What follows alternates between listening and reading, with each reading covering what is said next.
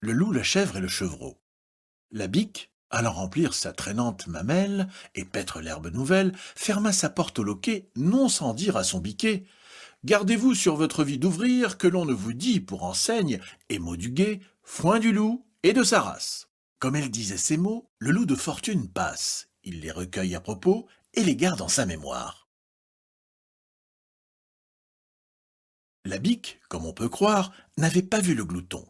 Dès qu'il la voit partie, il contrefait son ton, et d'une voix papelarde, il demande qu'on ouvre en disant « Foin du loup !» et croyant entrer tout d'un coup.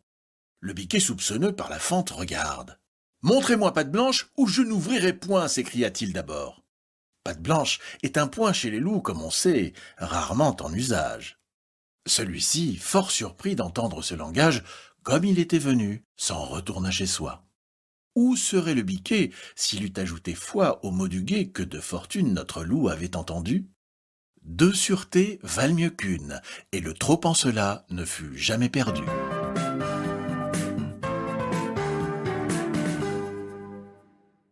Le corbeau et le renard. Maître Corbeau, sur un arbre perché, tenait en son bec un fromage.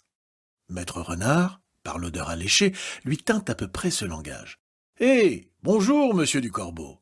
Que vous êtes joli, que vous me semblez beau, sans mentir. Si votre ramage se rapporte à votre plumage, vous êtes le phénix des hôtes de ces bois. »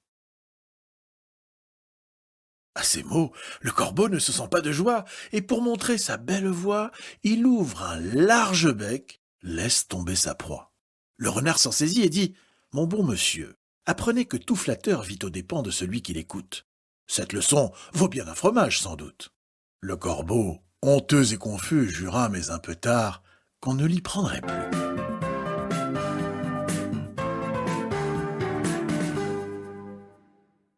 La poule aux œufs d'or. L'avarice perd tout en voulant tout gagner. Je ne veux pour le témoigner que celui dont la poule, à ce que dit la fable, pondait tous les jours un œuf d'or. Il crut que dans son corps elle avait un trésor. Il la tua, l'ouvrit et la trouva semblable à celle dont les œufs ne lui rapportaient rien. C'est en lui-même ôter le plus beau de son bien. Belle leçon pour les gens chiches. Pendant ces derniers temps, combien en a-t-on vu qui du soir au matin sont pauvres devenus pour vouloir trop tôt être riches?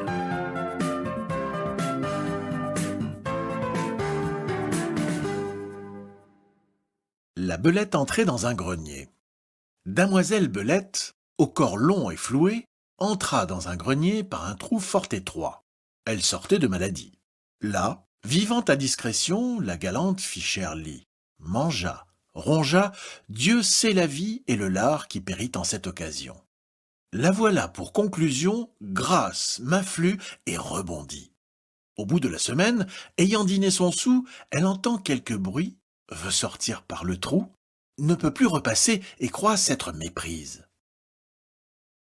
Après avoir fait quelques tours, c'est, dit-elle, l'endroit. Me voilà bien surprise, j'ai passé par ici depuis 5 ou 6 jours. Un rat, qui la voyait en peine, lui dit « Vous aviez lors la panse un peu moins pleine. Vous êtes maigre entrée, il faut maigre sortir. Ce que je vous dis là, l'on le dit à bien d'autres. Mais ne confondons point, par trop approfondir, leurs affaires avec les vôtres. »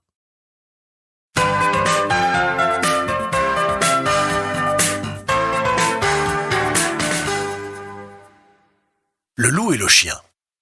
Un loup n'avait que les os et la peau, tant les chiens faisaient bonne garde.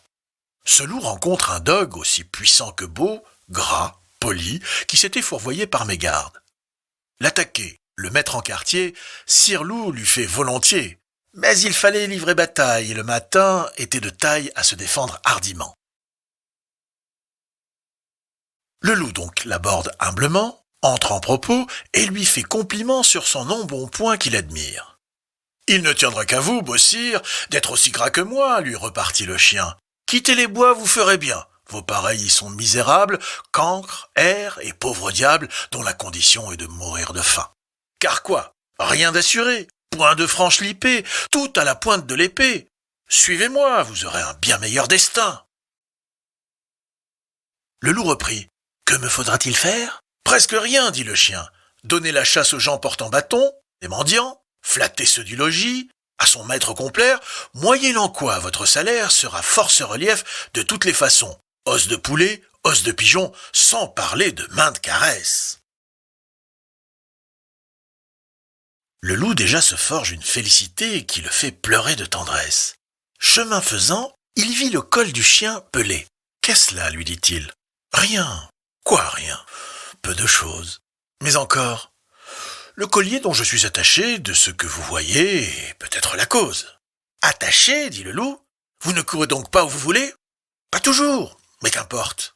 Il importe si bien que de tous vos repas, je ne veux en aucune sorte et ne voudrais pas même à ce prix un trésor. » Cela dit, Maître Loup s'enfuit et court encore.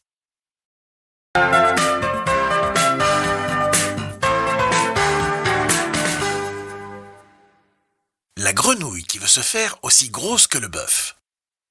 Une grenouille vit un bœuf qui lui sembla de belle taille.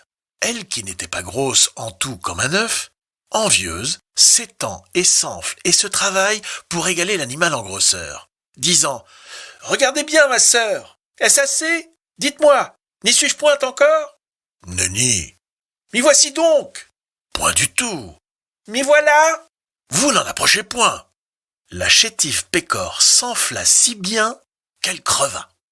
Le monde est plein de gens qui ne sont pas plus sages. Tout bourgeois veut bâtir comme les grands seigneurs.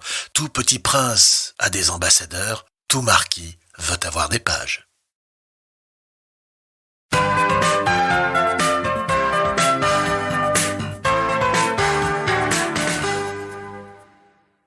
Le meunier, son fils et l'âne. À monsieur de Maucroix. L'invention des arts étant un droit d'aînesse, nous devons l'apologue à l'ancienne Grèce.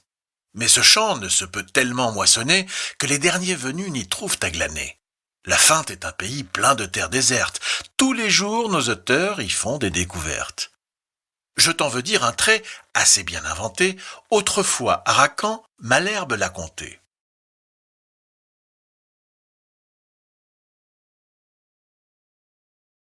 Ces deux rivaux d'Horace, héritiers de sa lyre, disciples d'Apollon, nos maîtres pour mieux dire, se rencontrant un jour tout seuls et sans témoin, comme ils se confiaient leurs pensées et leurs soins, Racan commence ainsi.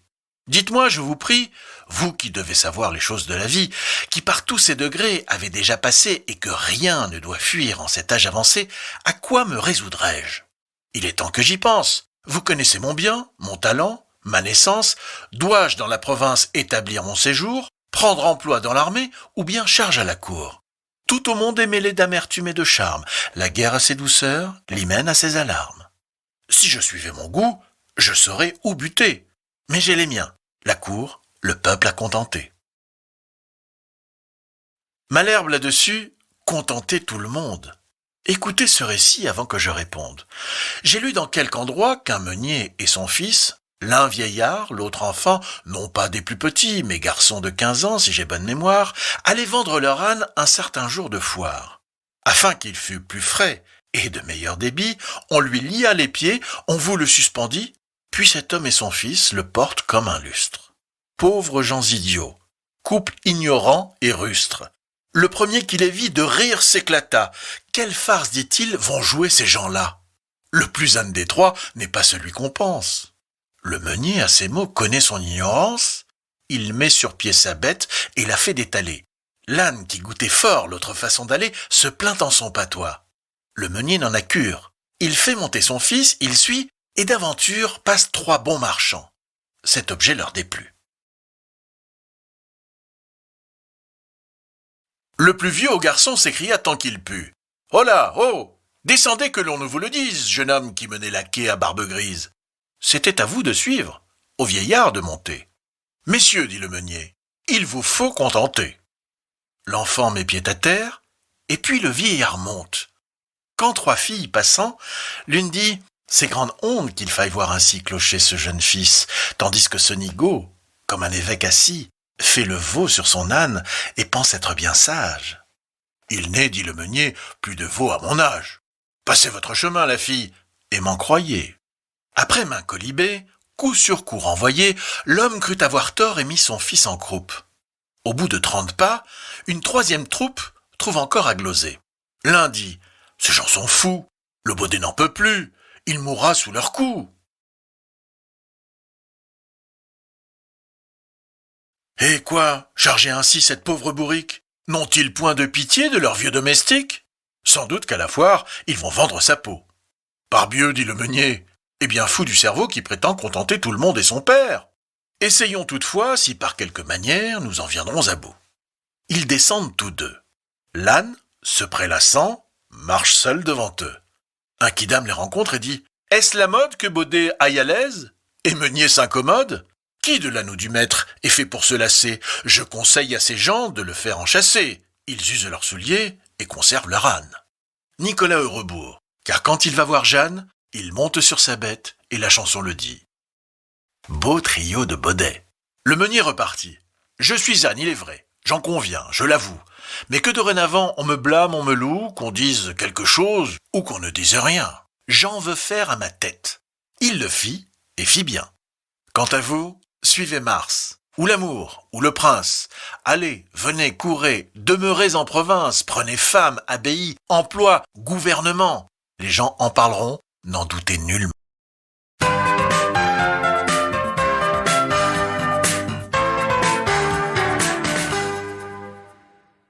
Le lion et le rat. Il faut, autant qu'on peut, obliger tout le monde. On a souvent besoin d'un plus petit que soi. De cette vérité, 2 fables feront foi, tant la chose en preuve abonde. Entre les pattes d'un lion, un rat sortit de terre assez à l'étourdi. Le roi des animaux, en cette occasion, montra ce qu'il était et lui donna la vie. Ce bienfait ne fut pas perdu. Quelqu'un aurait-il jamais cru qu'un lion d'un rat eût affaire? Cependant, il advint qu'au sortir des forêts, ce lion fut pris dans des rets dont ses rugissements ne le purent défaire. Sire Rat accourut et fit tant par ses dents qu'une maille rongée emporta tout l'ouvrage. Patience et longueur de temps font plus que force ni que rage.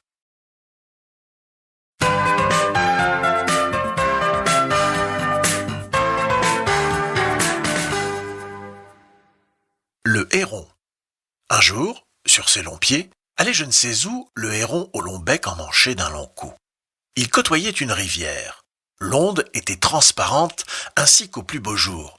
Ma commère, la carpe, y faisait 1000 tours avec le brochet son compère. Le héron en eût fait aisément son profit. Tous approchaient du bord, l'oiseau n'avait qu'à prendre. Mais il crut mieux faire d'attendre qu'il eût un peu plus d'appétit, il vivait de régime et mangeait à ses heures. Après quelques moments, l'appétit vint.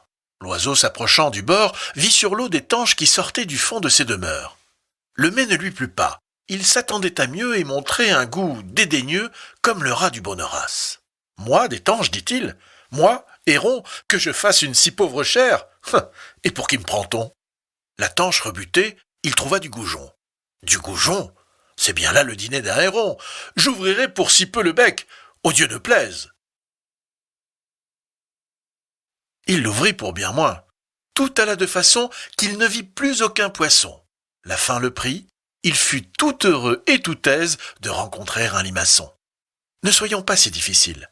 Les plus accommodants, ce sont les plus habiles. On hasarde de perdre en voulant trop gagner. Gardez-vous de rien dédaigner, surtout quand vous avez à peu près votre compte. Bien des gens y sont pris. Ce n'est pas au héron que je parle. Écoutez, humain, un autre conte. Vous verrez que chez vous, j'ai puisé ces leçons.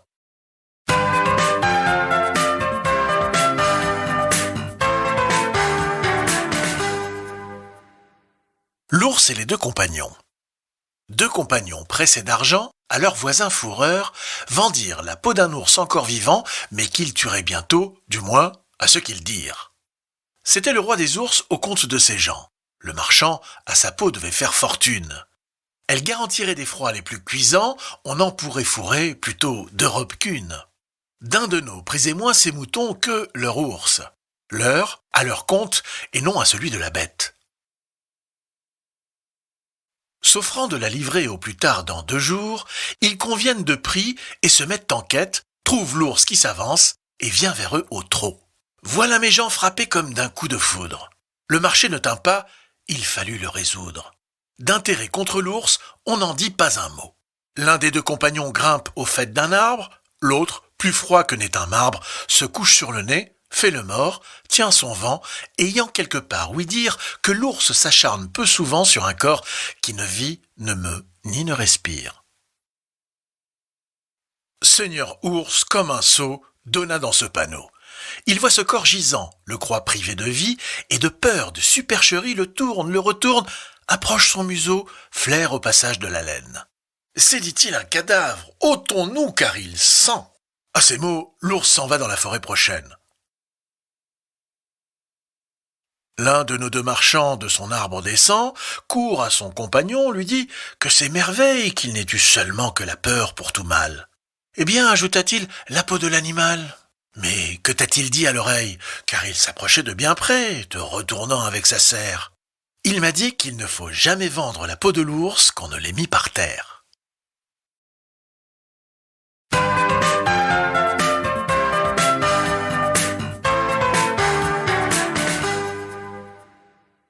La cigale et la fourmi. La cigale, ayant chanté tout l'été, se trouva fort dépourvue quand la bise fut venue. Pas un seul petit morceau de mouche ou de vermisseau. Elle alla crier famine chez la fourmi sa voisine, la priant de lui prêter quelques grains pour subsister jusqu'à la saison nouvelle.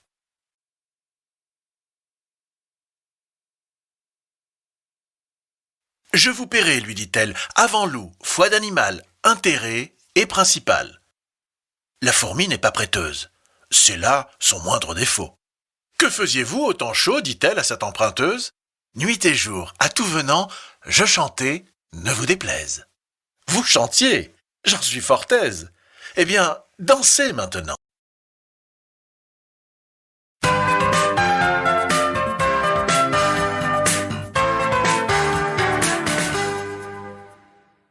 Le chêne et le roseau. Le chêne un jour dit au roseau, « Vous avez bien sujet d'accuser la nature. Un roitelet pour vous est un pesant fardeau. Le moindre vent qui d'aventure fait rider la face de l'eau vous oblige à baisser la tête. Cependant que mon front, au Caucase pareil, non content d'arrêter les rayons du soleil, brave l'effort de la tempête. Tout vous est aquilon, tout me semble zéphyr. Encore, si vous naissiez à l'abri du feuillage dont je couvre le voisinage, vous n'auriez pas tant à souffrir, je vous défendrai de l'orage. Mais vous naissez le plus souvent sur les humides bords des royaumes du vent. La nature envers vous me semble bien injuste. Votre compassion, lui répondit l'arbuste, part d'un bon naturel. Mais quittez ce souci. Les vents me sont moins qu'à vous redoutables. Je plie et ne romps pas. Vous avez jusqu'ici, contre leurs coups épouvantables, résisté sans courber le dos. Mais attendons la fin. Comme il disait ces mots, du bout de l'horizon accourt avec furie le plus terrible des enfants que le Nord eût porté jusque-là dans ses flancs. L'arbre tient bon, le roseau plie. Le vent redouble ses efforts et fait si bien qu'il déracine celui de qui la tête au ciel était voisine et dont les pieds touchaient à l'empire des morts. La laitière et le pot-au-lait. Perrette, sur sa tête ayant un pot-au-lait bien posé sur un coussinet, prétendait arriver sans encombre à la ville. Légère et court vêtue, elle allait à grands pas, ayant mis ce jour-là, pour être plus agile, cotillon simple et souliers plats. Notre laitière ainsi troussée comptait déjà dans sa pensée tout le prix de son lait. En employait l'argent, achetait un 100 d'œufs, faisait triple couvée, la chose allait à bien par son soin diligent. Il m'est, disait-elle, facile d'élever des poulets autour de ma maison. Le renard sera bien habile s'il ne m'en laisse assez pour avoir un cochon. Le porc à s'engraisser coûtera peu de son. Il était quand je l'eus de grosseur raisonnable. J'aurai le revendant de l'argent bel et bon. Et qui m'empêchera de mettre en notre étable, vu le prix dont il est, une vache et son veau que je verrai sauter au milieu du troupeau. Perrette, là-dessus, saute aussi, transportée. Le lait tombe. Adieu, veau, vache, cochon, couvée. La dame de ses biens, quittant d'un œil Marie, sa fortune ainsi répandue, va s'excuser à son mari en grand danger d'être battu. Le récit en farce en fut fait. On l'appela le pot-au-lait.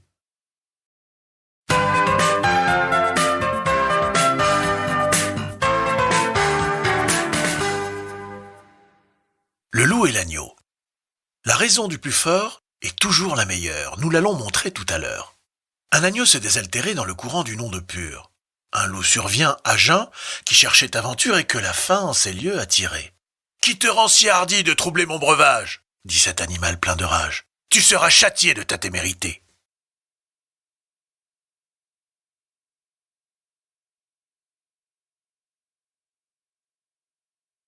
Sire, répond l'agneau, que votre majesté ne se mette pas en colère, mais plutôt qu'elle considère que je me vas désaltérant dans le courant plus de 20 pas au-dessous d'elle, et que par conséquent, en aucune façon je ne puis troubler sa boisson. Tu la troubles, reprit cette bête cruelle, et je sais que de moi tu médis l'an passé. Comment l'aurais-je fait si je n'étais pas né, reprit l'agneau. Je tette encore ma mère. Si ce n'est toi, c'est donc ton frère. Je n'en ai point. C'est donc quelqu'un des tiens, car vous ne m'épargnez guère, vous, vos bergers et vos chiens. On me l'a dit, il faut que je me venge. Là-dessus, au fond des forêts, le loup l'emporte, et puis le mange, sans autre forme de procès.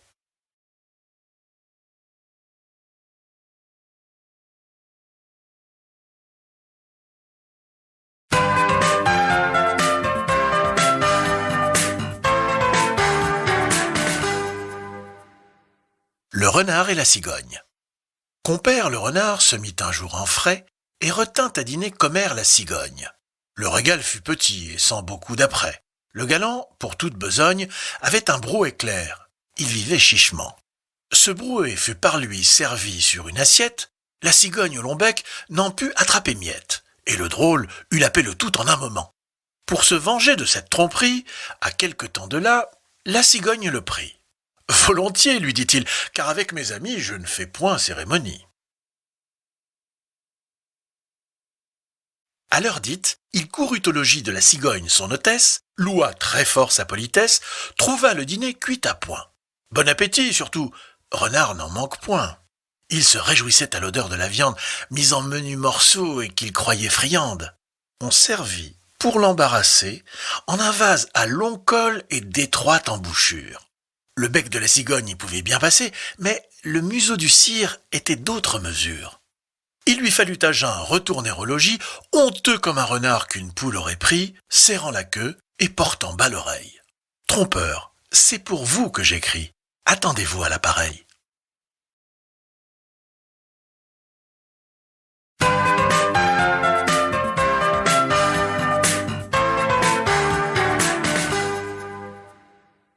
L'âne vêtu de la peau du lion.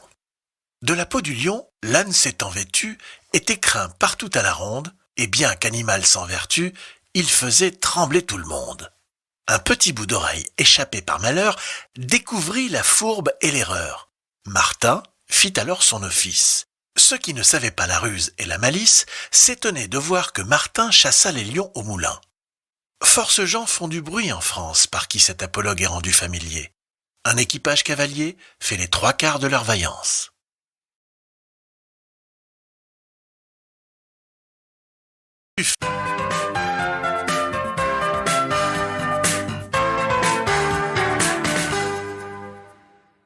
Le lièvre et la tortue. Rien ne sert de courir, il faut partir à point. Le lièvre et la tortue en sont un témoignage. Gageons, dit celle-ci, que vous n'atteindrez point sitôt que moi ce but. Sitôt? Êtes-vous sage, repartit l'animal léger. Ma commère, il vous faut purger avec 4 grains d'élébore.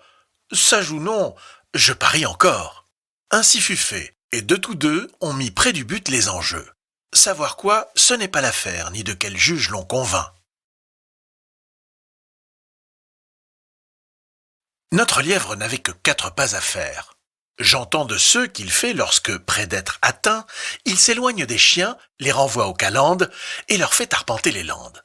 Ayant, dis-je, du temps de reste pour brouter, pour dormir et pour écouter d'où vient le vent, il laisse la tortue aller son train de sénateur.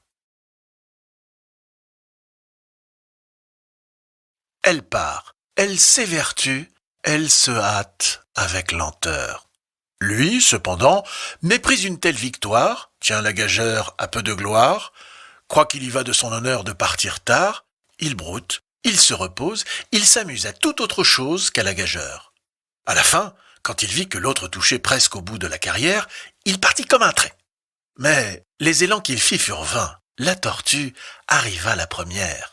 « Eh bien, lui cria-t-elle, avais-je pas raison ? De quoi vous sert votre vitesse? Moi, l'emporter? Et que serait-ce si vous portiez une maison?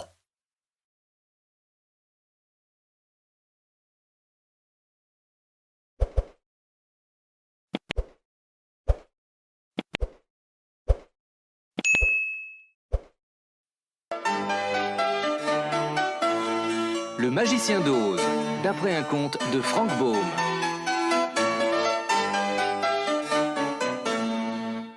Dorothée vivait avec son oncle et sa tante dans une région pauvre et désertique du Kansas, en Amérique. Leur maison était une petite cabane en bois très modeste. Elle avait pour seul compagnon de jeu un nommé Doggy, son gentil petit chien, vif et intelligent. C'était une région souvent dévastée par les cyclones. Or, un jour, une terrible tornade s'abattit sur la région. Dorothée n'eut pas le temps de se cacher dans la cave et se retrouva seule avec Doggy dans la maisonnette.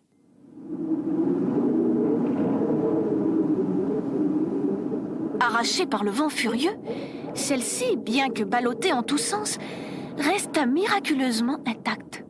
Cela dura si longtemps que la fillette finit par s'endormir près de son petit chien après avoir réussi à grimper dans son lit. Tout à coup, elle se réveilla, secouée par un grand choc.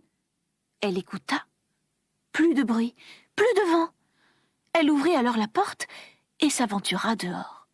Surprise, elle regarda tout autour d'elle et découvrit un paysage inconnu et très beau, avec de l'herbe verte et des fleurs multicolores partout. Elle rencontra alors de curieux petits personnages, les Munchkins, accompagnés par une gentille sorcière. Et celle-ci apprit à la fillette qu'elle se trouvait au pays d'Oz, où régnait un grand magicien appelé le magicien d'Oz, qui vivait dans la cité d'Émeraude. Mais Dorothée s'inquiétait, car elle se sentait perdue et voulait retrouver son oncle et sa tante. La gentille sorcière lui dit alors « Tu dois t'adresser au magicien d'Oz, lui seul peut t'aider. » Et elle lui indiqua le chemin.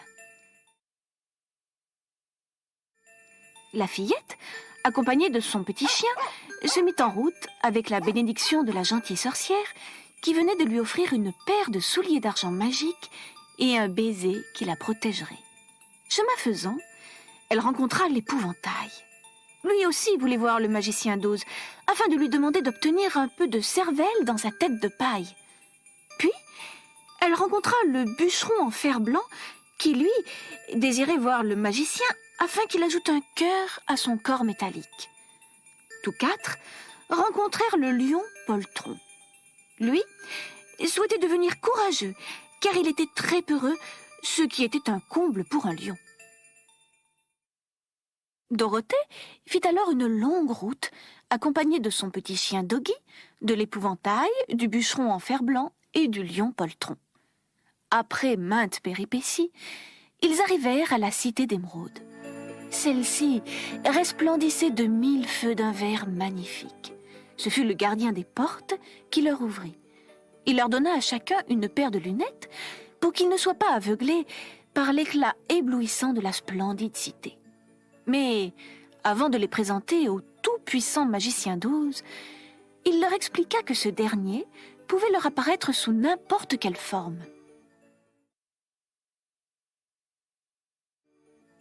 Dorothée fut reçue la première par le magicien, qui lui apparut sous la forme d'une énorme tête sans corps, sans bras et sans jambes. « J'accepte de t'aider à retourner chez toi, mais en échange, tu dois tuer la sorcière de l'Ouest.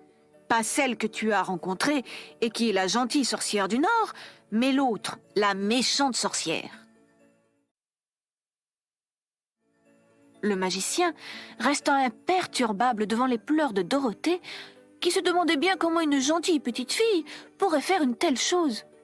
Quand ce fut le tour de l'épouvantail, le magicien apparut sous la forme d'une belle jeune femme et il mit la même condition en échange de cervelle et de sagesse. Pour le bûcheron en fer blanc, ce fut sous la forme d'un monstre hideux qu'il se manifesta et il fit à nouveau la même demande en échange d'un cœur. Pour le lion, ce fut une boule de feu et la même condition en échange du courage. Les 4 compagnons se consultèrent et s'entendirent pour réussir ensemble. Aussitôt, ils se mirent à la recherche de la méchante sorcière de l'Ouest. Ils arrivèrent bientôt dans son domaine. Cette sorcière n'avait qu'un œil, mais un œil magique, capable de voir tout ce qui se passait dans le pays. Elle aperçut les intrus et se mit en rage. Elle décida donc de se débarrasser d'eux et elle leur envoya ses soldats. Des grands loups aux yeux cruels, des corbeaux sauvages et des abeilles géantes noires. Rien de tout ceci ne put les arrêter, car la sorcière ne réussit à vaincre ni l'amitié ni le courage de nos compagnons. Finalement, elle parvint à les faire enlever par des singes volants et elle les emprisonna tous les 4 dans son château.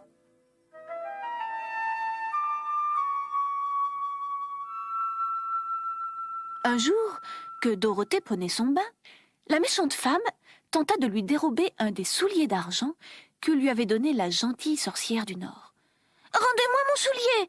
demanda-t-elle à la sorcière.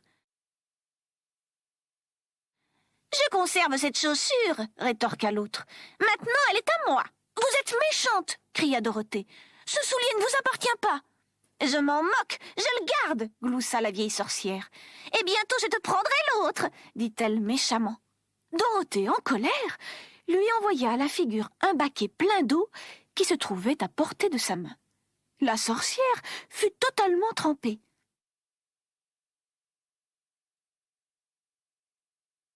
À sa grande surprise, Dorothée la vit alors se mettre à rapetisser. Elle hurla « J'ai peur de l'eau, je vais disparaître! Tu l'as fait exprès, car tu savais que l'eau me ferait fondre !»« Mais non, pas du tout !» répondit Dorothée. Et elle regarda la sorcière fondre sous ses yeux et disparaître dans une mare d'eau.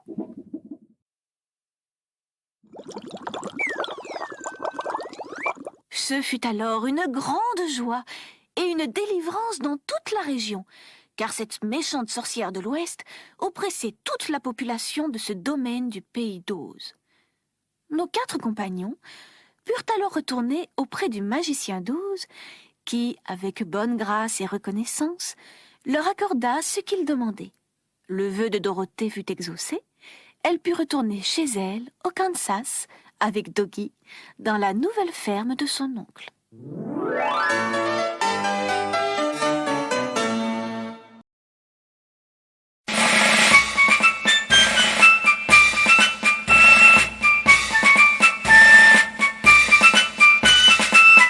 Le petit soldat de plomb, d'après un conte d'Andersen.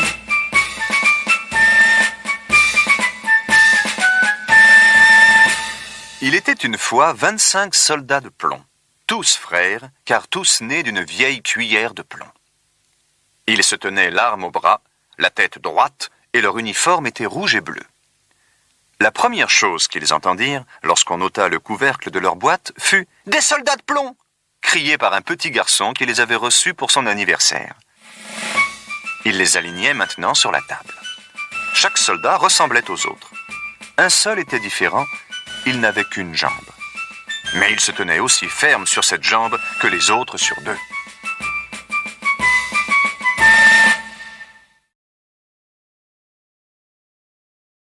Sur la table où les petits soldats de plomb étaient rangés, il y avait beaucoup d'autres jouets. Mais le plus remarquable était un beau château en papier. Par les petites fenêtres, on pouvait voir jusque dans les salles. Au dehors, des petits arbres entouraient un miroir figurant un lac. Des cygnes en cire s'y reflétaient.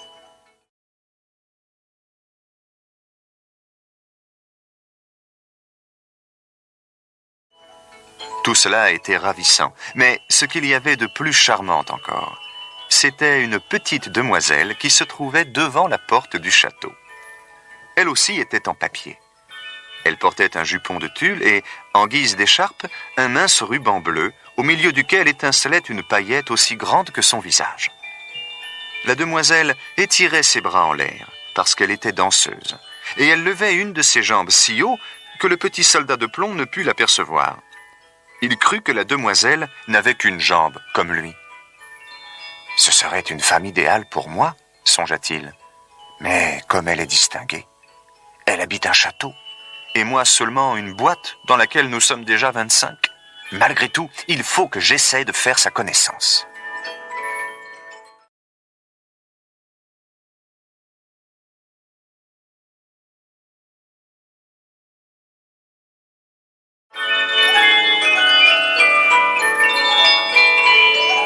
Et il se cacha derrière une tabatière qui était sur la table. Là, il pouvait mieux admirer la petite demoiselle qui restait debout sur une jambe sans perdre l'équilibre. Le soir venu, les soldats de plomb rentrèrent dans leur boîte et les habitants de la maison allèrent se coucher.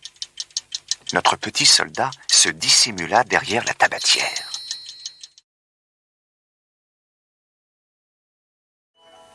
Tout cela était ravissant, mais ce qu'il y avait de plus charmant encore, c'était une petite demoiselle qui se trouvait devant la porte du château. Elle aussi était en papier. Elle portait un jupon de tulle et, en guise d'écharpe, un mince ruban bleu, au milieu duquel étincelait une paillette aussi grande que son visage. La demoiselle étirait ses bras en l'air, parce qu'elle était danseuse, et elle levait une de ses jambes si haut que le petit soldat de plomb ne put l'apercevoir. Il crut que la demoiselle n'avait qu'une jambe, comme lui. Ce serait une femme idéale pour moi, songea-t-il. Mais comme elle est distinguée, elle habite un château, et moi seulement une boîte dans laquelle nous sommes déjà 25. Malgré tout, il faut que j'essaie de faire sa connaissance.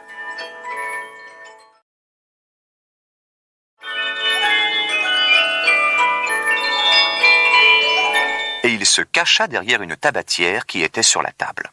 Là, il pouvait mieux admirer la petite demoiselle qui restait debout sur une jambe sans perdre l'équilibre.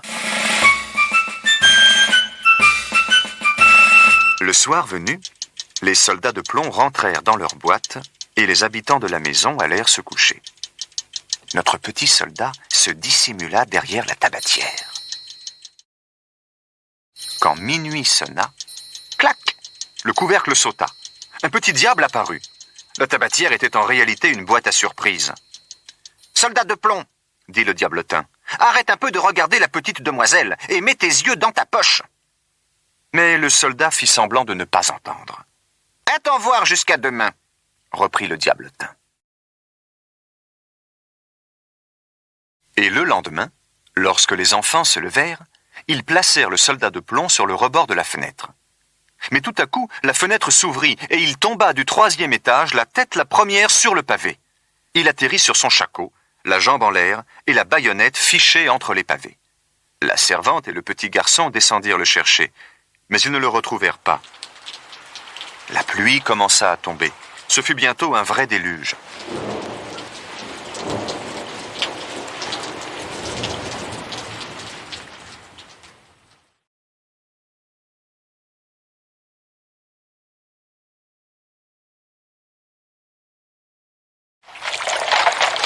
Après l'orage, 2 gamins des rues vinrent à passer. « Dis donc, fit l'un, voilà un soldat de plomb qui ne demande qu'à naviguer. » Ils confectionnèrent un bateau avec un vieux journal, mirent dedans le soldat de plomb et le lâchèrent dans le caniveau rempli d'eau. Les 2 gamins le suivaient en battant des mains. Le soldat de plomb, ballotté en tous sens, restait impassible. Soudain, le bateau fila sous une planche qui recouvrait le caniveau et s'engouffra dans l'égout. « Il fait aussi noir que dans ma boîte, » dit le soldat de plomb.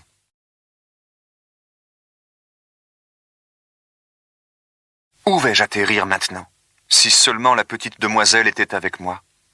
Au même moment, surgit un gros rat qui lui cria « Passeport, passeport, et plus vite que ça !» Mais le soldat de plomb ne répondit pas et serra très fort son fusil. Le courant l'entraînait déjà vers la sortie de l'égout qui se jetait dans la rivière. Le bateau tournoya plusieurs fois sur lui-même, se remplit d'eau et sombra. Heureusement, le papier journal se déchira et le soldat passa au travers.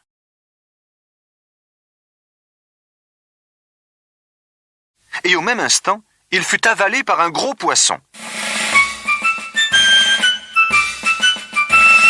Il fait encore plus noir que tout à l'heure, pensa le soldat de plomb. Mais il restait immobile, l'arme au bras. Le poisson s'agitait de tous côtés. Brusquement, ses soubresauts cessèrent. Le soldat de plomb vit la lumière du jour et entendit une voix qui criait « Regardez ce que j'ai trouvé dans le ventre du poisson! Un soldat de plomb !»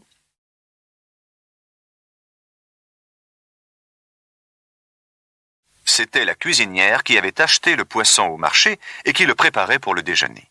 Elle apporta le petit soldat dans le salon. Oh, surprise! Il reconnut les enfants, leurs jouets, le château de papier et la charmante petite danseuse. Elle était restée bravement dans la même position, la jambe tendue en l'air. Et il en fut tout ému. Il la regarda. Elle le regarda aussi. Mais ils ne se dirent pas un mot. Soudain, sans la moindre raison, le petit garçon le saisit et le jeta au feu.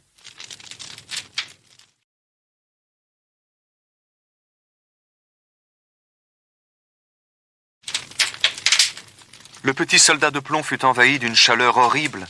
Il se sentait fondre. Peu à peu, il perdit sa forme, mais il regardait toujours la petite demoiselle en tenant fermement son fusil. C'est alors qu'un courant d'air fit voler la danseuse dans le feu, près du soldat. En un instant, elle disparut dans les flammes. Le lendemain matin, quand la servante balaya les cendres de la cheminée, elle trouva un petit cœur de plomb et une paillette, que le feu avait rendu noir comme du charbon.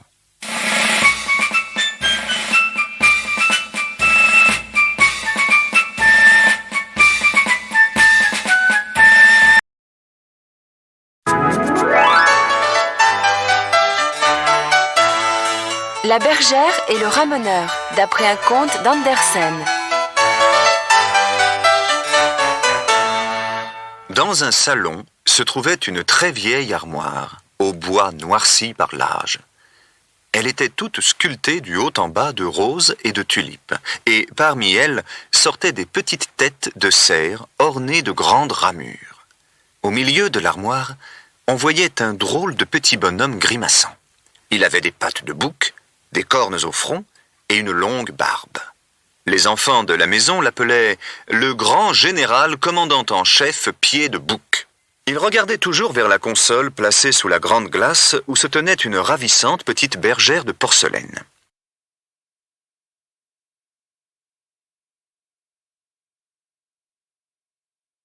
Elle portait un petit chapeau et des souliers dorés, une robe ornée d'une rose et une houlette. Tout près d'elle se tenait un petit ramoneur, noir comme du charbon, mais de porcelaine aussi. Il tenait son échelle sous le bras et son visage était rose et blanc comme celui d'une jeune fille. Ils étaient placés si près l'un de l'autre qu'ils s'étaient fiancés. Non loin d'eux se trouvait un vieux Chinois qui pouvait hocher la tête. Lui aussi était en porcelaine. Il prétendait être le grand-père de la petite bergère et soutenait qu'il avait tout pouvoir sur elle.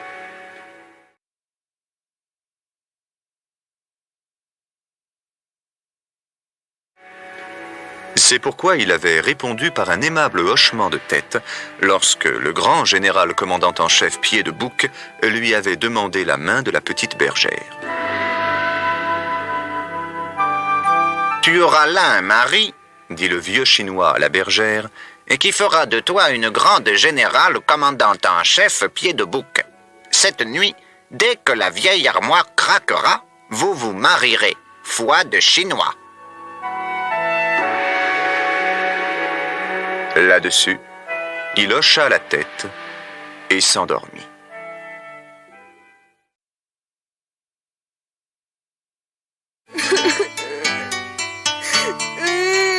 Mais la petite bergère se mit à pleurer en regardant son bien-aimé le ramoneur. « Je t'en prie, aide-moi à m'échapper, nous ne pouvons plus rester ici. »« Puisque tu le souhaites, répondit le ramoneur, partons tout de suite. » C'est ce qu'ils firent. Bientôt, ils atteignirent le plancher. Mais quand ils jetèrent les yeux sur la console, le vieux Chinois s'était réveillé et chancelait de tout son corps.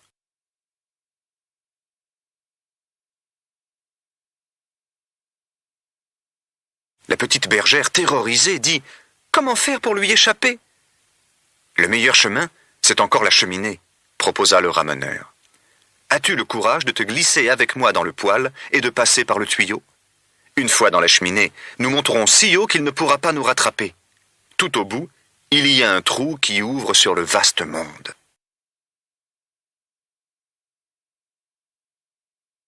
Il la conduisit à la porte du poêle. « Comme il fait noir !» s'écria-t-elle. Mais bravement, elle le suivit. « Enfin, nous voilà dans la cheminée !» annonça-t-il. « Regarde, regarde là-haut la magnifique étoile qui brille !»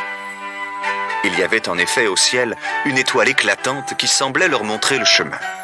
Tous deux grimpaient en rampant. C'était une montée interminable. Mais le petit ramoneur soulevait la bergère, la soutenait et lui montrait les meilleurs endroits où poser ses pieds menus de porcelaine.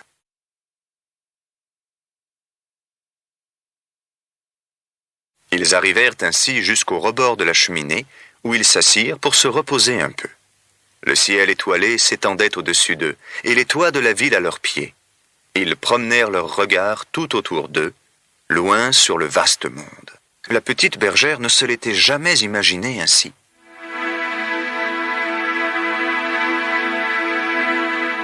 La tête appuyée contre le ramoneur, elle se mit à pleurer. « C'est plus que je n'en puis supporter. Le monde est trop immense. Oh, si je pouvais me retrouver sur la console, près de la glace. Je ne serais pas heureuse avant d'y être retournée. Je t'ai suivi dans le monde. Maintenant, ramène-moi là-bas, si tu m'aimes un peu. »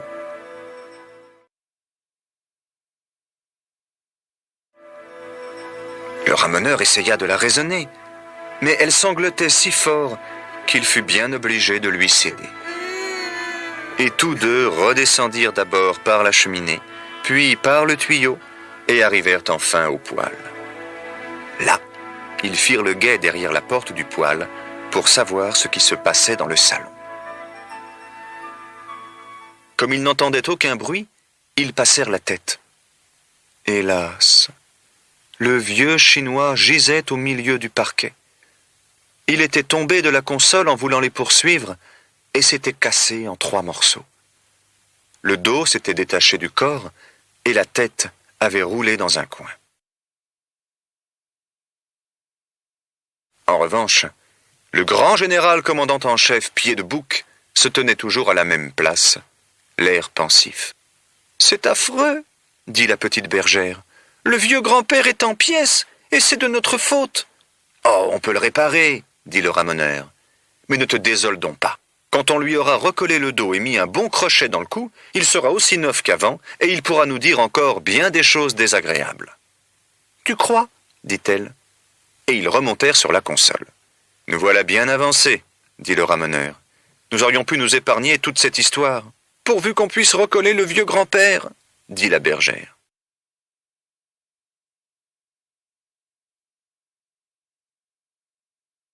Peu après, il fut réparé, mais il ne pouvait plus hocher la tête. « Vous faites bien le fier depuis que vous avez été brisé en morceaux, » dit le grand général commandant en chef Pied de Bouc. « Décidez-vous, aurais-je la demoiselle, oui ou non ?»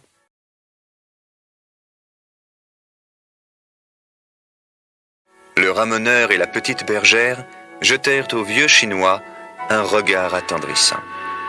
Ils avaient si peur qu'ils disent oui de la tête, mais ils ne le pouvaient pas. Son cou était immobilisé par le crochet ayant servi à le réparer. Rien ne sépara plus les deux jeunes gens de porcelaine. Ils bénirent le crochet du grand-père et ils s'aimèrent tendrement, jusqu'au jour où ils furent eux-mêmes cassés.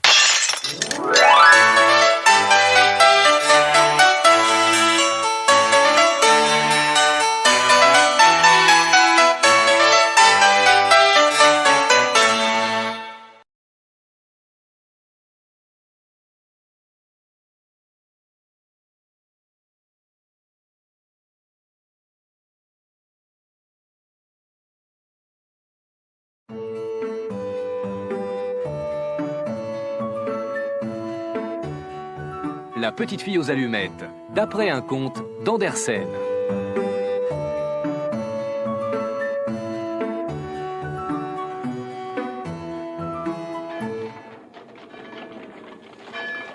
C'était la veille de la nouvelle année.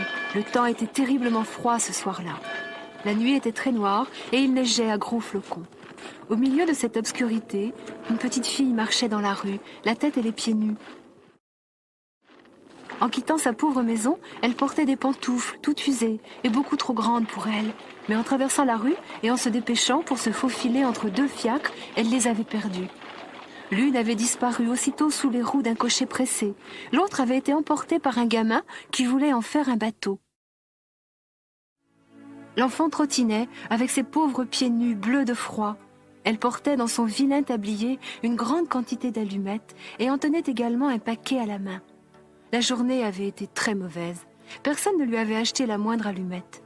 Elle avait froid, faim et très peur de rentrer chez elle, car son père la battrait s'il la voyait revenir sans le moindre sou.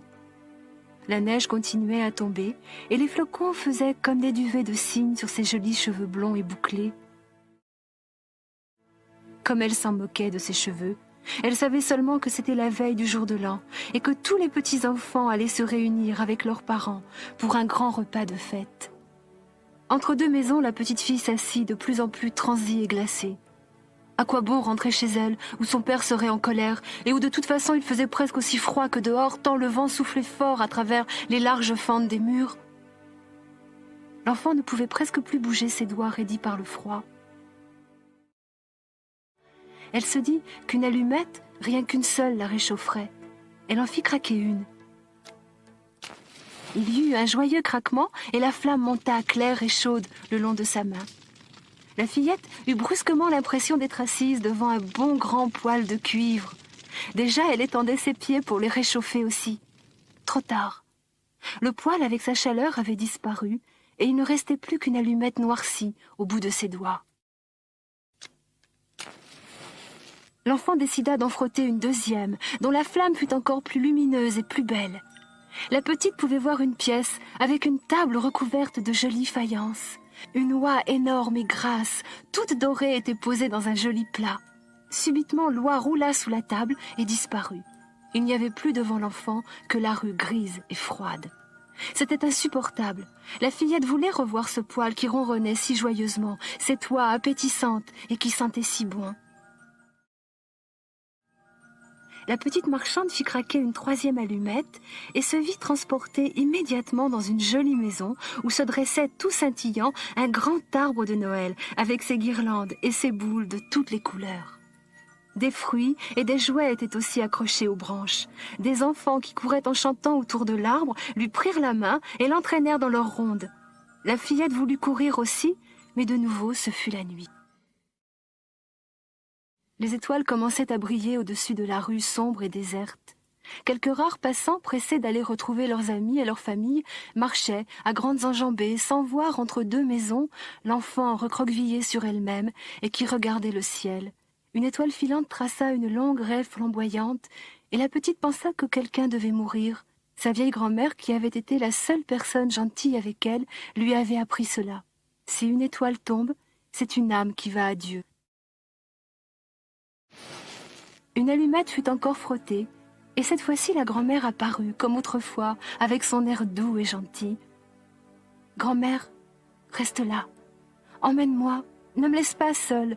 Je sais que lorsque l'allumette s'éteindra, tu disparaîtras, comme tout ce que j'ai pu voir jusqu'à présent, comme le feu qui brûlait si bien, comme l'oie qui sentait si bon, comme le sapin de Noël. Tu t'envoleras, et moi je resterai toute seule dans une rue sombre, sans personne pour s'occuper de moi et m'emmener dans une maison où je n'aurai plus jamais ni froid, ni faim. » Terrifiée à l'idée d'être à nouveau abandonnée, l'enfant ne craqua plus une allumette, mais fit brûler tout le paquet.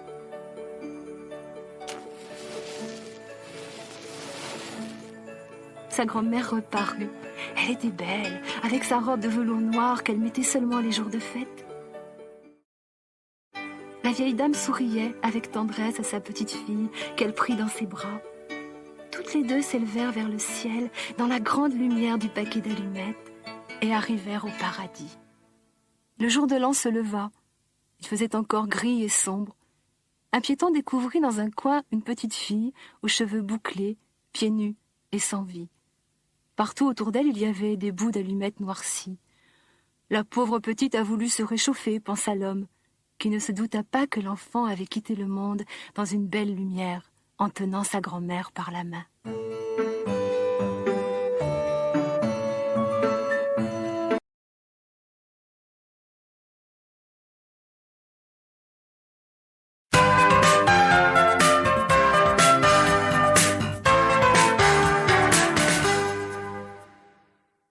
rat des villes et le rat des champs.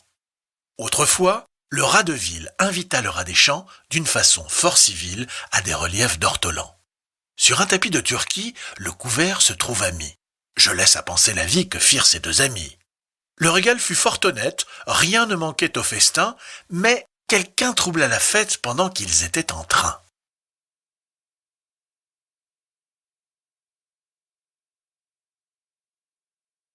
À la porte de la salle, ils entendirent du bruit. Le rat de ville détale, son camarade le suit, le bruit cesse, on se retire, ras en campagne aussitôt, et le citadin de dire « Achevons tout notre rôt ». « C'est assez, dit le rustique. Demain, vous viendrez chez moi. Ce n'est pas que je me pique de tous vos festins de roi, mais rien ne vient m'interrompre. Je mange tout à loisir. Adieu donc. Fille du plaisir que la crainte peut corrompre. » Regardez le...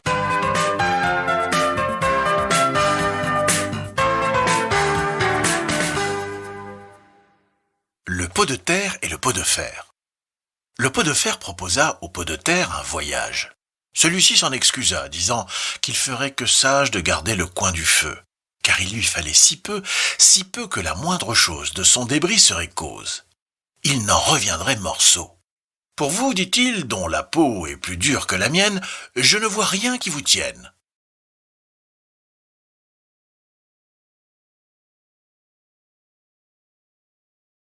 Nous vous mettrons à couvert, repartit le pot de fer. Si quelque matière dure vous menace d'aventure, entre deux je passerai, et du coup vous sauverez. Cette offre le persuade. Pot de fer, son camarade, se met droit à ses côtés. Mes gens s'en vont à trois pieds, clopin-clopant, comme ils peuvent, l'un contre l'autre jetés au moindre hoquet qu'ils treuvent. Le pot de terre en souffre. Il n'eut pas fait 100 pas que par son compagnon, il fut mis en éclat, sans qu'il eût lieu de se plaindre. Ne nous associons qu'avec que nos égaux, ou bien il nous faudra craindre le destin d'un de ces pots.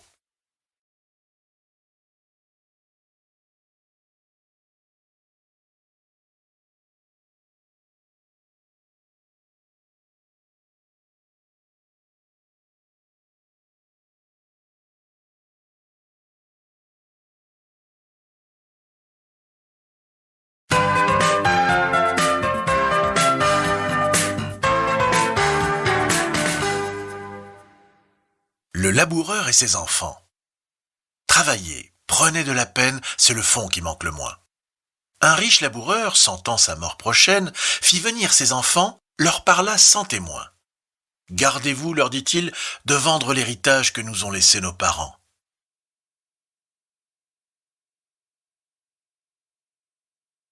Un trésor est caché dedans. Je ne sais pas l'endroit, mais un peu de courage vous le fera trouver. Vous en viendrez à bout. Remuez votre champ dès qu'on aura fait l'out. Creusez, fouillez, bêchez, ne laissez nulle place où la main ne passe et repasse. Le père mort, les fils vous retournent le champ de ça, de là, partout, si bien qu'au bout de l'an, il en rapporta davantage. D'argent, point de cachet, mais le père fut sage de leur montrer, avant sa mort, que le travail est un trésor.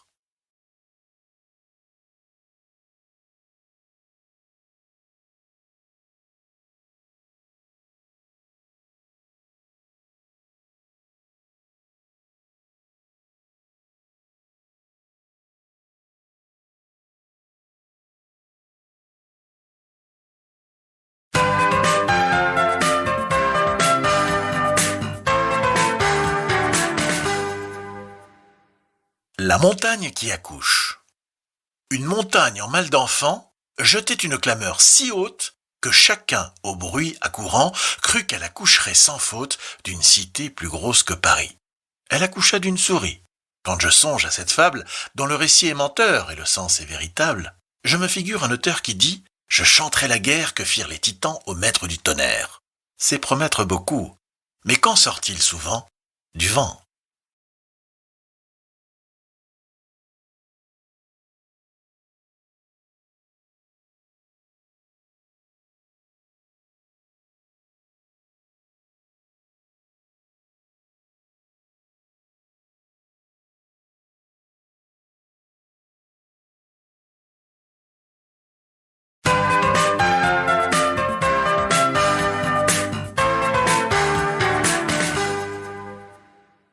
Les animaux malades de la peste.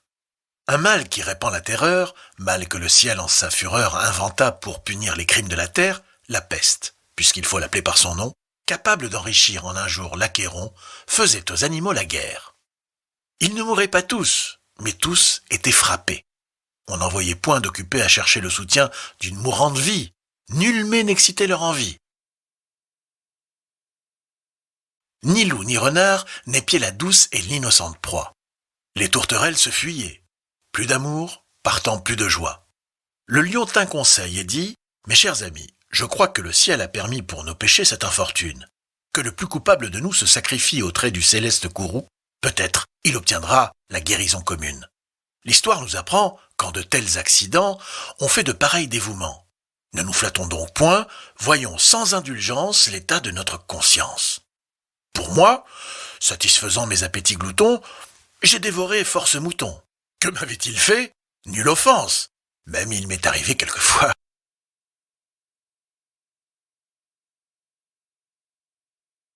de manger le berger.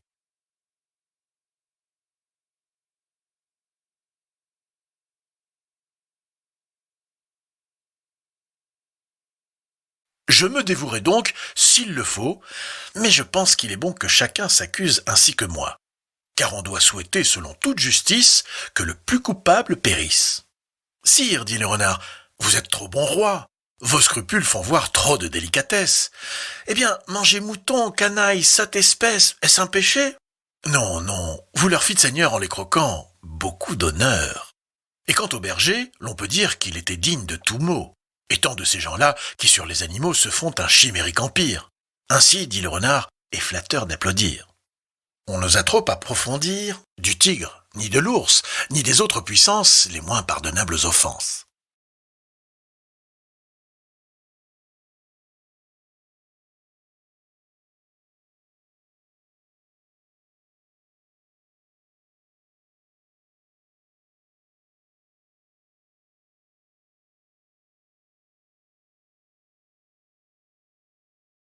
Tous les gens querelleurs, jusqu'au simple matin, au dire de chacun, étaient de petits saints.